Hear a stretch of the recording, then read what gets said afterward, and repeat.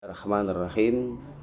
Kali ini kita akan membahas tentang permasalahan orang-orang yang terdampak virus corona atau COVID-19, baik yang ODP, PDP, atau yang sudah teridentifikasi terjangkit atau terkena virus corona. Nah, dalam permasalahan ini orang-orang tersebut tentunya sikap dari pemerintah atau kesadaran dari orang tersebut adalah untuk mengurung diri, mengisolasi orang-orang tersebut, mengkarantina orang-orang tersebut, karena ini memang sudah berdasarkan dengan syariat daripada agama kita dan ajaran daripada baginda kita Nabi besar Muhammad Shallallahu Alaihi Wasallam, sebagaimana dalam hadis yang diriwayatkan oleh Imam Bukhari, beliau mengatakan, "Idza sami'tum bitta'un bi ardin," ketika kalian mendengar satu wabah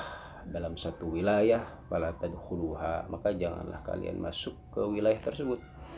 Wa idza waqa'a bi ardin, dan ketika wabah tersebut mengenai atau berada dalam satu wilayah, wa antum biha, sedangkan engkau berada di dalam wilayah tersebut, fala takhruju minha, maka jangan engkau keluar dari wilayah tersebut. Nah, ini mengidentifikasikan dari hadis tersebut bahwa mengkarantina orang-orang yang baik PDP, PDP, atau orang-orang yang teridentifikasi terjangkit virus corona ini merupakan satu hal yang tidak bertentangan dengan syariat, bahkan merupakan anjuran yang diajarkan oleh baginda kita Nabi besar Muhammad Shallallahu Alaihi Wasallam.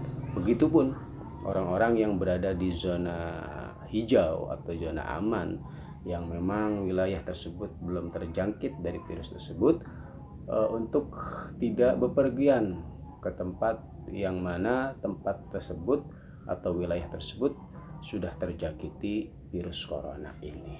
Inilah sikap yang seharusnya kita lakukan agar penyebaran daripada virus corona ini tidak lebih meluas dan bisa memutus mata rantai penyebaran dari virus corona. Nah, inilah yang diajarkan oleh baginda kita Nabi besar Muhammad Shallallahu Alaihi Wasallam. Dan untuk orang-orang yang berada di zona merah atau yang terkena virus corona atau dampak dari virus corona, tidak diperbolehkan keluar dari tempat wilayah yang terjangkit tersebut.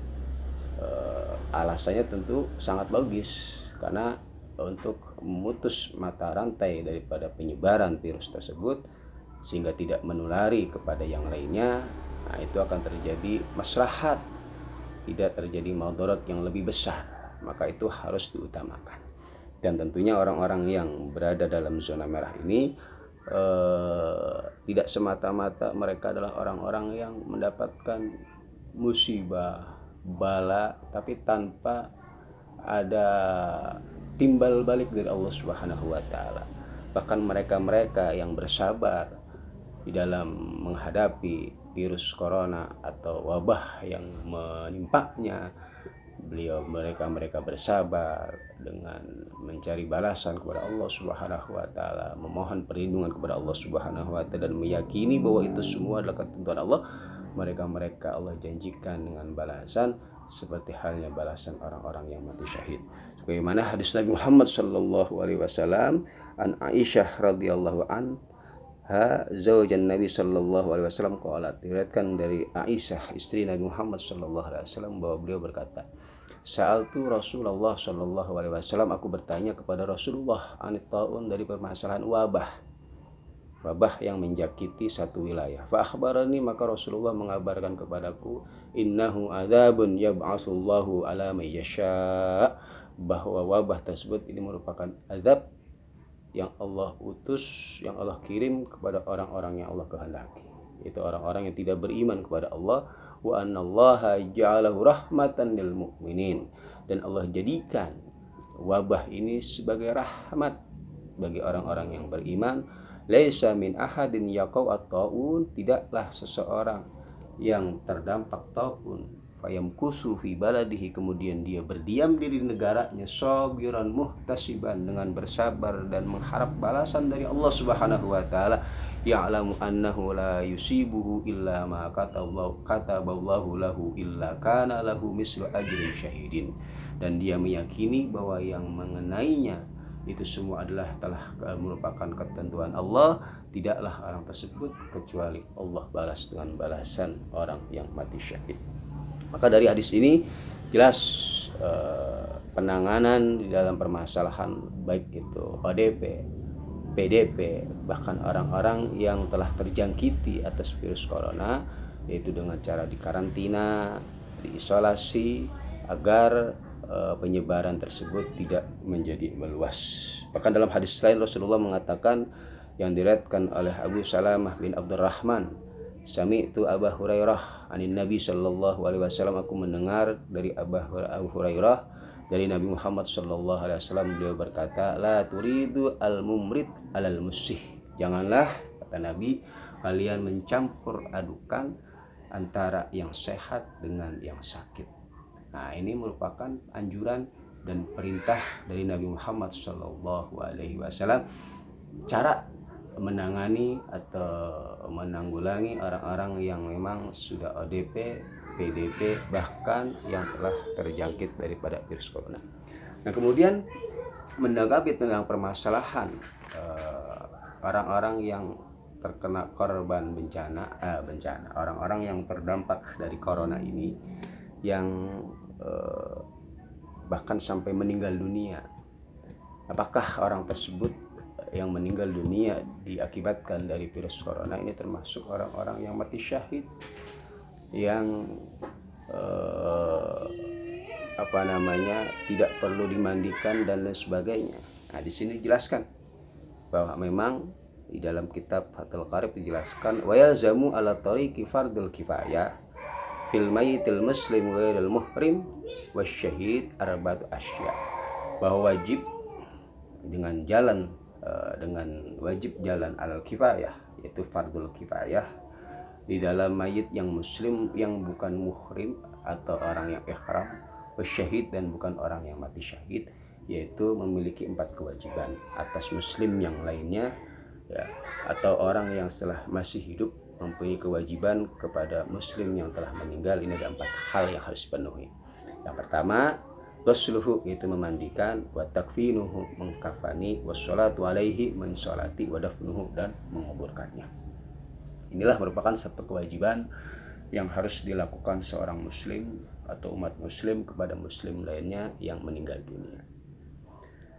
Nah, kemudian yang jadi permasalahan ketika seseorang meninggal disebabkan karena wabah corona, apakah orang tersebut atau jenazah tersebut ini dihukumi seperti halnya orang yang mati syahid, atau seperti jenazah umumnya, yaitu dengan melakukan daripada 4 hal yang wajib dilakukan, yaitu dengan fardul kifayah. Jadi fardul kifayah itu adalah satu kewajiban yang harus dilakukan minimal 1 atau 2 orang melaksanakan kewajiban tersebut, maka yang lainnya telah tergugurkan atau telah tergugurkan dari kewajiban untuk melaksanakannya dan tidak mendapatkan dosa. Inilah pengertian daripada fardul kifayah. Sedangkan kalau fardul ain adalah satu hal yang wajib dikerjakan oleh setiap individu kaum muslimin wal muslimat, ya,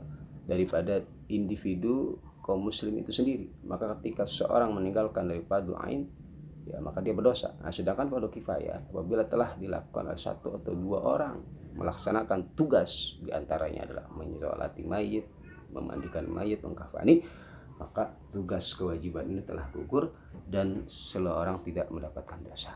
Nah, tentang permasalahan orang-orang yang mati dalam keadaan terkena wabah ini, Rasulullah Shallallahu Alaihi Wasallam mengatakan dalam satu hadisnya yang diriwayatkan oleh Abu Hurairah anhu qol, beliau berkata, qala Rasulullah Shallallahu Alaihi Wasallam, Rasulullah Shallallahu Alaihi Wasallam bersabda, asyuhada khamsatun, bahwa orang-orang yang mati syahid itu ada 5. Al-mat'un, yang pertama adalah orang yang mati meninggal dikarenakan taun atau wabah.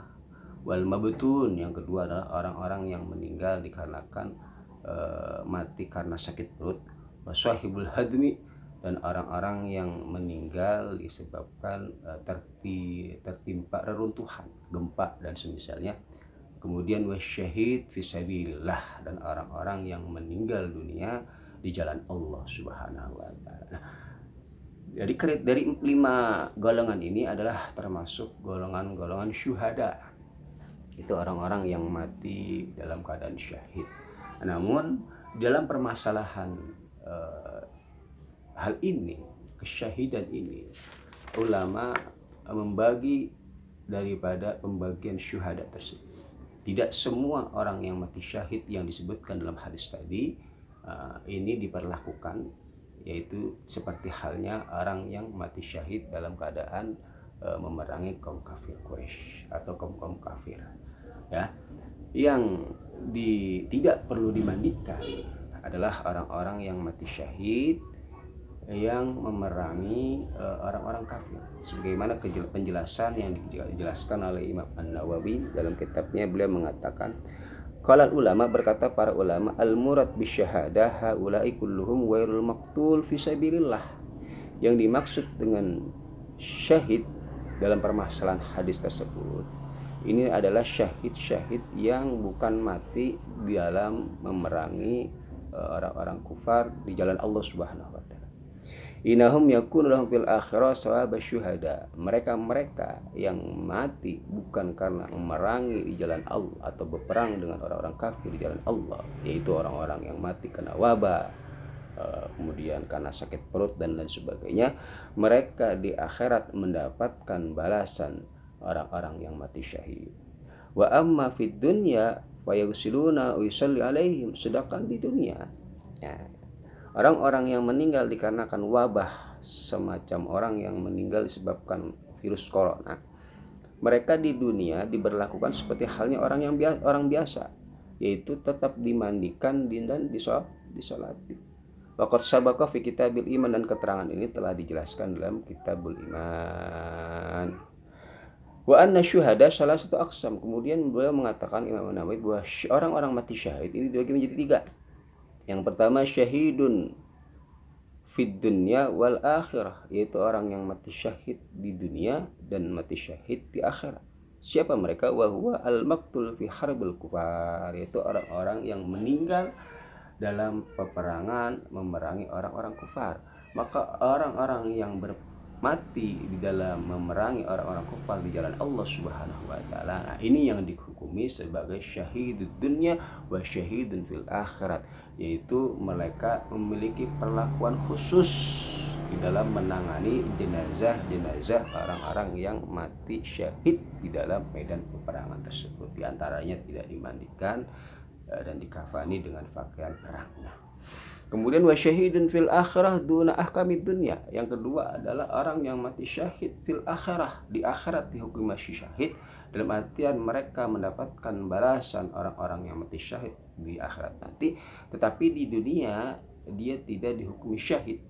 Tetap orang-orang tersebut diberlakukan seperti halnya orang-orang yang mati seperti pada umumnya. Wahum haula'il mazkurun huna, dan mereka adalah orang-orang yang disebutkan tadi, yaitu orang-orang yang mati dikarenakan wabah, orang-orang yang mati dikarenakan sakit perut atau tertimpa bencana dan lain sebagainya. Wa syahidun fid dunya dunal akhirah. Kemudian yang ketiga adalah orang yang mati syahid di dunia dunal akhirah, di akhirat tidak dihukum mati syahid. Wa huwa man ghalla fil ghanimah aw qatala mudabbiran, yaitu orang-orang yang berbuat curang di dalam masalah ghanimah ketika di dalam perperangan, au qatala mudabbiran, atau orang-orang yang gugur di dalam medan perang tetapi melarikan diri dari medan perang. Maka jelas di sini bahwa orang yang mati disebabkan virus corona, orang tersebut tidak dihukumi orang mati syahid. Maka bagi orang-orang yang meninggal disebabkan virus corona ini, selayaknya untuk diberlakukan seperti halnya mayit biasa, yaitu tetap dimandikan, disolati, dikafani, dan dikuburkan. Namun dalam permasalahan memandikan, nah ini si ulama menjelaskan cara memandikan mayit-mayit yang terdampak wabah yang bisa